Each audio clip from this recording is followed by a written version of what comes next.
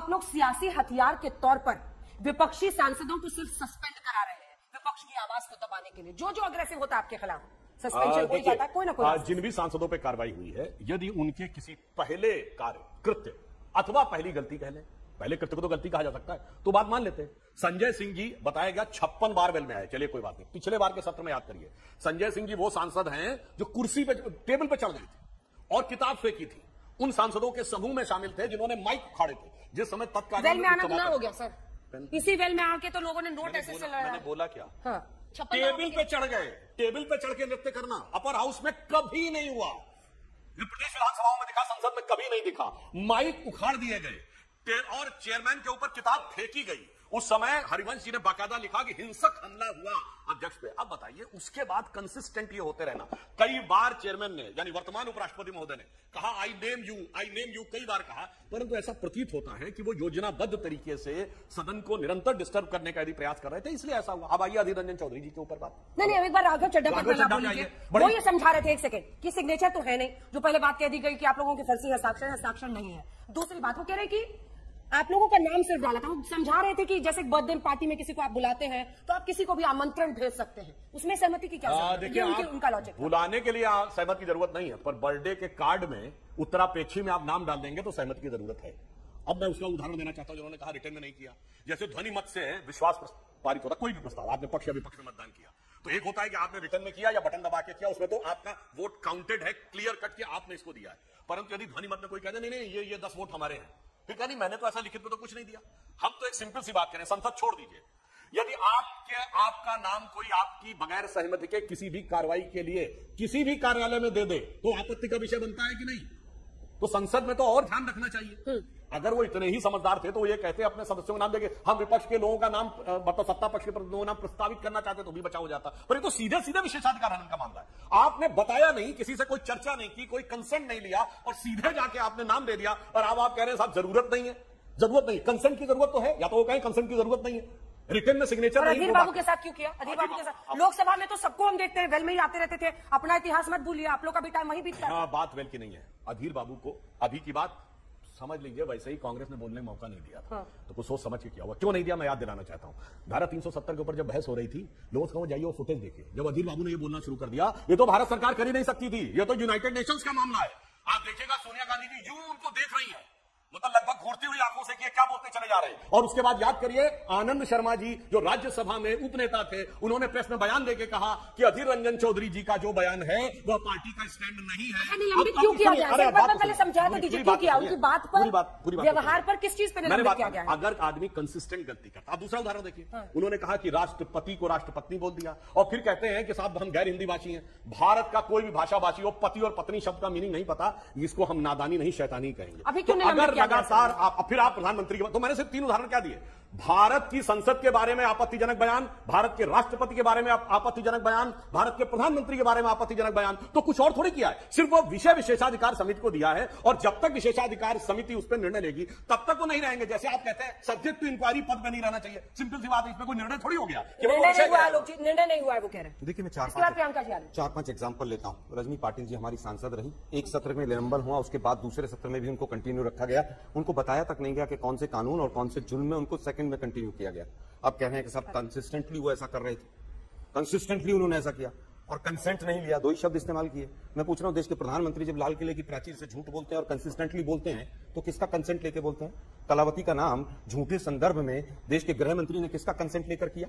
Social media पर थू-थू हो रही है, कलावती ने आकर बयान दे दिया कि बीजेपी ने कुछ नहीं किया। मुझे लगता है कि कम से कम देश की जो सरकार है उसके अंदर इतना तो संयम होना चाहिए कि 303 की संसद होने के बाद भी आप अपने सांसद से तो तुरंत माफी मंगवा के उसको खत्म कर देते हैं चैप्टर को। निशिकांत दुबे किसी का नाम ले, अनाब शनाब जो मर्जी बोले, लेकिन उसके बाद भी उन पर कोई एक्शन नहीं होगा।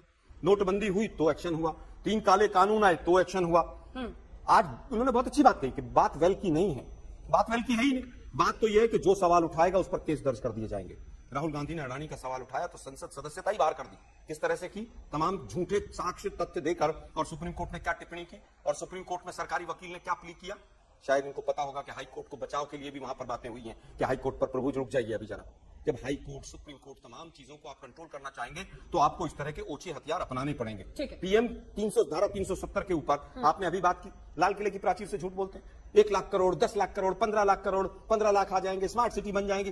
प्रधानमंत्री तो झूठ पर पूरे आधारित है। कल के भाषण में 4 झूठ हैं उनकी। पहला झूठ तो यही है कि इंस्टीट्यूट का नाम जो 2011 में शुरू हो गया मणिपुर में, उसको कह रहा हमने शुरू किया। अभी सुधांशु भाई ने थोड़ी देर पहले हमें बताया कि इन्होंने पुल, असम का पुल बनवा दिया। वो असम का पुल 4 साल पहले से था, केवल इनॉग्रेशन मोदी जी की वजह से रुका हुआ था। फिर चेक कर लीजिएगा उसको, ब्रह्मपुत्र के ऊपर पुल था। देखिए दुर्भाग्य यह है कि जब जब कोई सवाल पूछेगा उसको बाहर कर दिया जाएगा। संजय सिंह जी ने सवाल पूछे, संजय सिंह को बाहर कर दिया। राघव चड्ढा ने गृह मंत्री के ऊपर टिप्पणी की कि किस तरह से उनकी कार्यशैली कैसी है, उनको बाहर कर दिया गया।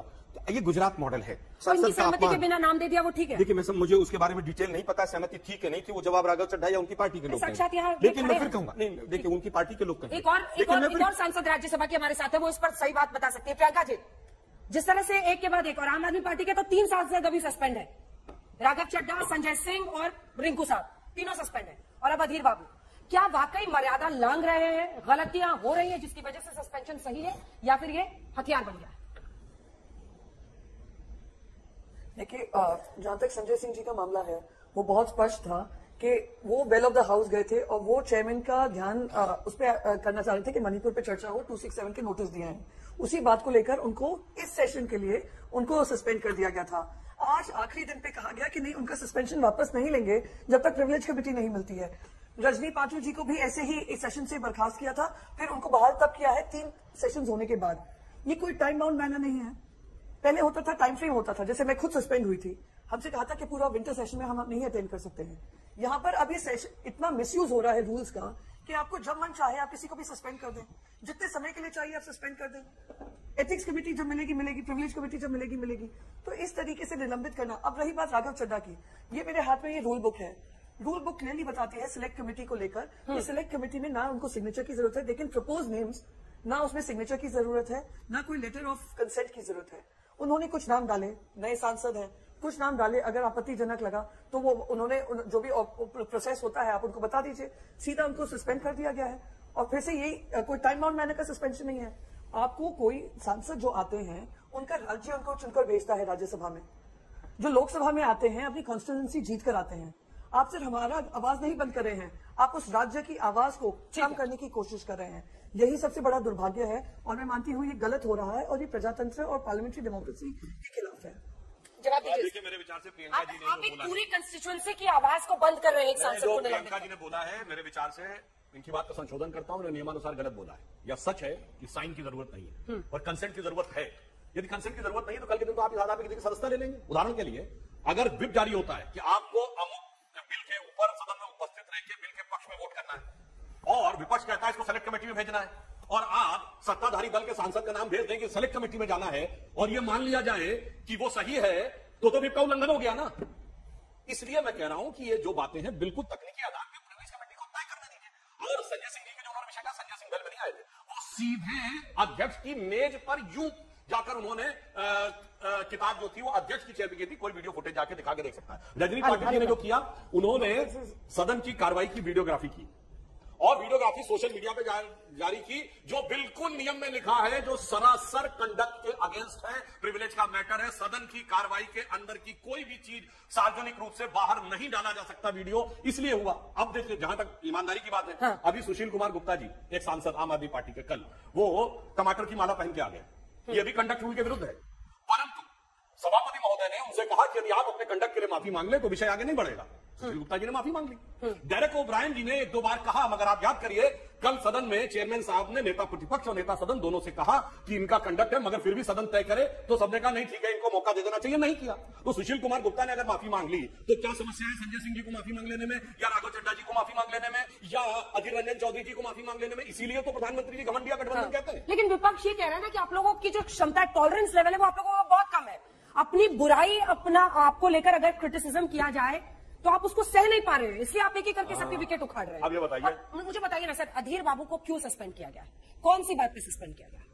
उन्होंने जिस प्रकार की आपत्तिजनक बात प्रधानमंत्री के बारे में कही, चलिए पहली बार होता मान लेते, राष्ट्रपति के बारे में कह चुके हैं, राष्ट्रपति भारत की संसद के बारे में कह चुके हैं कि भारत की संसद को अधिकारी नहीं है वो नियम बनाने का। संसद, राष्ट्रपति और उसकी अवमानना कर चुके हैं। और मैं तो दूसरा पूछना चाहता हूँ, अधीर बाबू के प्रति कांग्रेस में इतना वो है तो उनसे क्यों नहीं शुरू करवाया भाई? हमेशा अविश्वास प्रस्ताव की शुरुआत नेता प्रतिपक्ष करता है। और एक बात और कह दूं, 56 बार के बाद आपको लगे कि हम जबरदस्ती कर रहे हैं, और एक चीज और कह दें, अभी उन्होंने अडानी कहा, मात्र कुछ महीने पहले की बात है ना, अंजना जी अभी लोग कहते हैं LIC लुट गया, बर्बाद हो गया, SBI को अडानी के हाथ बेच दिया। आज जाके चेक करिए, LIC सबसे प्रॉफिट, SBI सबसे प्रॉफिट मेकिंग पिछले क्वार्टर में 18,000 करोड़ का प्रॉफिट बनाया है, जो रिलायंस से ज्यादा है। पहली बार रिलायंस को पीछे छोड़ के SBI आगे आया। LIC ने रिकॉर्ड प्रॉफिट किया है। इसलिए हम कह रहे हैं, झूठ की इबारत पे ये लोग बनाते हैं ताकि देश में निवेशकों का पैसा डूब गया, LIC की उनकी स्कीम डूब जाएगी, इतना बड़ा बड़ा झूठ बोला और आज LIC और SBI रिकॉर्ड प्रॉफिट बना के सामने आ रहे हैं। आप लोग झूठ का एक पूरा प्रोपेगेंडा चला रहे हैं। PM ने भी उसको काउंटर किया है, ये कह रहे हैं हम उसको काउंटर कर रहे हैं। देखिए, मुझे लगता है SBI का, इसके बाद प्रियंका जी आ रही हैं। SBI का NPA कितना बढ़ा है वो भी जरा देश के प्रधानमंत्री बता देते तो बहुत अच्छा था। 40 एंट्री अगर आपको लेनी है, आपको अगर इनकम टैक्स के लिए पर्पज से, CA के पर्पज से अगर स्टेट बैंक की कोई वहां पर बैंक स्टेटमेंट लेनी है, तो 40 एंट्री पर 118 रुपए कट रहे हैं। प्रॉफिट क्यों नहीं बढ़ेगा? प्रॉफिट कौन सा बढ़ गया, कहां से बढ़ गया, क्या उनका शेयर बढ़ गया? और अगर SBI प्रॉफिट कर रहा है तो कौन सा मोदी जी ने बनाया था वो? आज भी SBI का जो पूरा ढांचा है वो इंदिरा जी का दिया हुआ है। प्राइवेटाइजेशन से किस तरह से किया, वापस आता हूं, कितने टैक्स लगते हैं? बैंक थोड़ा पहले अधीर बाबू को तो डिफेंड कर लीजिए आलोक जी।